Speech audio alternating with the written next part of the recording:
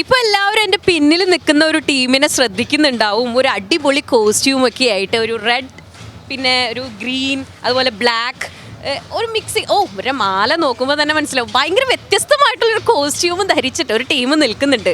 പളിയ നൃത്തം എന്നാണ് ഇതിനെ വിശേഷിപ്പിക്കുന്നത്. നമുക്ക് അവരെ ഒന്ന് പരിചയപ്പെടാം. ഓക്കെ, ഏതാ school? Saint Mary's GSS school Kattussery. Okay, പളിയ നൃത്തം എന്ന് പറയുന്നത് ഞാൻ ആദ്യമായിട്ടാണ് കേൾക്കുന്നത്. നിങ്ങൾ ആദ്യമായിട്ടാണോ കേട്ടത്? ഡാൻസ് കളിക്കാൻ വന്നപ്പോൾ ആദ്യമായിട്ട് കേട്ട, പിന്നെ അങ്ങോട്ട് അതിൽ പ്രൊഫഷണൽസ് ആയിന്നല്ലേ. എന്തായാലും നമുക്കത് പരിചയപ്പെടാം എല്ലാവരും ഒന്ന്. എന്താ പേര്? ഹെന്ന, അൽന, അനുജ, ശ്രീഭദ്ര, ശ്രീനന്ദ, നേഹ, ജ്യോതിക, മിദ്ര, റോഷ്നി, ഫ്ലോമി.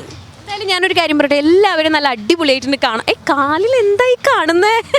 പുതിയ തരം വെറൈറ്റി ആയിട്ടുള്ളൊരു പാദസരാണ്. ഇതൊക്കെ ആരെ കോസ്റ്റ്യൂമൊക്കെ ആരെ സെലക്ട് ചെയ്തത്?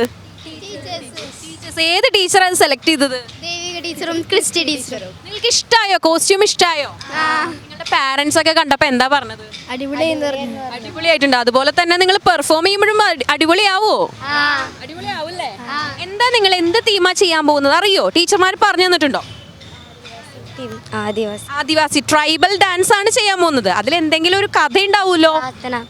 പ്രയറായിട്ട് പ്രയർ, അതായത് ദൈവത്തോട് പ്രാർത്ഥിക്കുന്നത്. ആ ഒരു ട്രൈബൽ സോങ് വെച്ചിട്ട് അല്ലേ?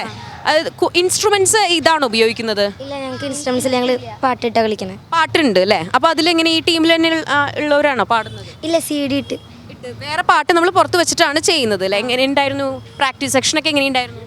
നല്ലതായിരുന്നു. എല്ലാവരും അടിപൊളിയായിട്ടൊക്കെ സഹകരിച്ചോ? എത്ര നാളെടുത്തത് പഠിക്കാനായിട്ട്? ഒരാഴ്ച കൊണ്ടോ? അത്ര ദിവസം കൊണ്ട് പഠിച്ചെടുത്തോ? എന്തായാലും അവിടെ വേറെ കുറെ ട്രൈബൽ ഡാൻസസ് അവിടെ സ്റ്റേജിൽ കാണുന്നുണ്ട്. അതൊക്കെ കഴിഞ്ഞ് ഇത് എത്തുമ്പോൾ കുറെ ലേറ്റ് ആവൂലോ? വെയിറ്റ് ചെയ്യേണ്ടി വരുമല്ലോ? കുഴപ്പമില്ല, ഭയങ്കര എനർജറ്റിക് ആയിട്ട് അവർ നിൽക്കുകയാണ്. എന്തായാലും അതിന് വേണ്ടിയിട്ട് അവരെന്തെങ്കിലുമൊക്കെ റിസൾട്ട് മേടിച്ചിട്ട് ഇവിടുന്ന് പോവുള്ളൂ അല്ലേ? ഈ തലയിൽ എന്താ കാണുന്നേ? തലയിലെന്താ അത്? അതൊക്കെയാണ് ഇവരുടെ കോസ്റ്റ്യൂംസ്, വെറൈറ്റി ആയിട്ടുള്ള കോസ്റ്റ്യൂംസ്. മാല ഉണ്ടോ? അടിപൊളി മാലയൊക്കെ ഇട്ടിട്ടുണ്ട്. എനിക്ക് തരുമോ ഈ മാല? എന്നിട്ട് ഞങ്ങൾക്ക് ഒരു 2 സ്റ്റെപ്പ് കാണിക്കാൻ പറ്റുമോ? കാണിച്ചു തരുമോ? എനർജി പോവോ? എനർജി ഒന്നും പോവില്ല. അപ്പം ഞങ്ങൾക്കൊന്ന് 2 സ്റ്റെപ്പ്. ഓക്കെ, ശരി.